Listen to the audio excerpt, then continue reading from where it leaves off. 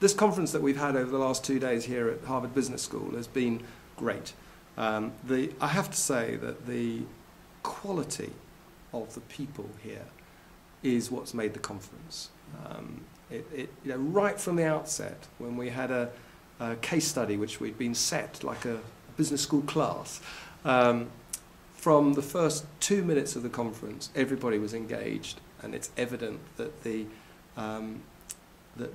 intellect and the understanding around the room was just actually quite, use the American term since I'm in America, totally awesome. And in fact, when I had to do a presentation later on the first day, I changed it quite significantly because I realised that I was talking to people who knew more than me, and I just had to inform them rather than educate them, which was great. I think the danger that we have when you have a group of people that get it in a room for 2 days is that they think everybody gets it.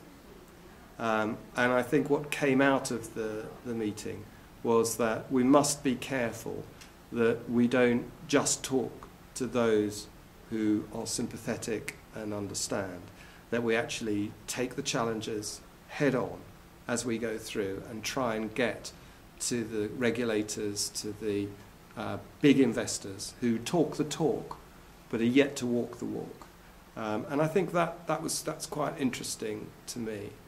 I think another aspect that I found quite interesting is that I think what I would call the developed countries, if you like, New Zealand, Australia, Europe, especially Northern Europe, are a long way forward in the thought processes than I think that they are in the States. There's a different type of capitalism, if you like, a different thought process, different culture, and we have to be careful that we don't go down too quickly without bringing the major market, after all, with us. We can talk about China and we can talk about other places, and they are incredibly important. But we do also have to bring America with us, the United States of America with us.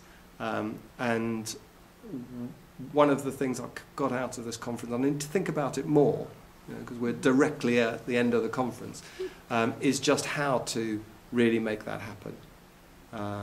And that's probably something I hadn't fully appreciated before the conference. I think the other element is that the breadth of what the expectation is something that we have to address. We can only deliver a certain amount in a certain amount of time. And that's why I talked earlier about the fact that we do have to be an enabler for other initiatives and other work going on, and not a controller.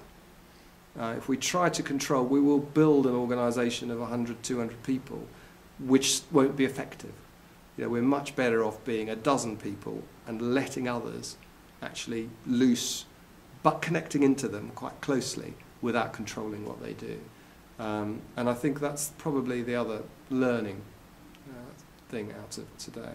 If there was a third, this keep coming to me as we go through, but if there was a third, it would probably be that you can't bring everybody along the path by having them directly involved. It's connected with the second.